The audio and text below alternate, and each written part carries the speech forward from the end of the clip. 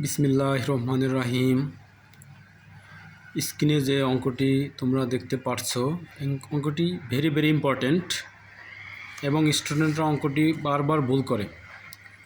সহজভাবে অঙ্কটি করার চেষ্টা করছি। প্রথমে আমরা যেটা লিখব দেওয়া আছে,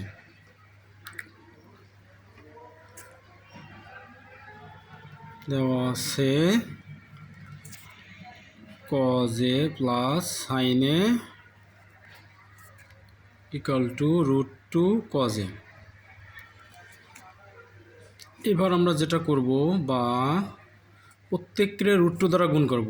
√2 cos a plus √2 sin a equal to √2 গুণ √2 cos a। প্রত্যেককে আমরা কি করেছি? √2 দ্বারা গুণ করেছি। এখন যেটা করব, এখানে আমাদের √2 cos a একটা মান দেওয়া আছে, আমরা √2 cos a এই স্থানে মানটা বসাই দেব। cos a plus sin a plus √2 sin a, এটা থেকে যাবে। এখন আমরা √2 আর √2 গুণ করলে কি হয়? √2 স্কোয়ার হয় ইন্টু cos a, বা এখন √2 sin a টা শুধু বাম পাশে রাখবো, আর যে দুইটা রাশি আছে ডান পাশে নিয়ে যাব।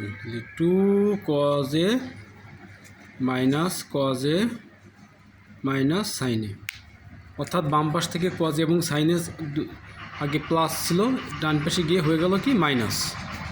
এখন আমরা যে কাজটা করব, √2 sin a, দুইটা cos a থেকে একটা cos a বাদলে একটা cos a থাকে, আর কি থাকে? Minus sin a। এখন এটা আমরা পক্ষান্তর করে লিখব। অতএব cos a minus sin a সমান √2 sin a। প্রুভড। কত সহজে অঙ্কটা হয়ে গেল।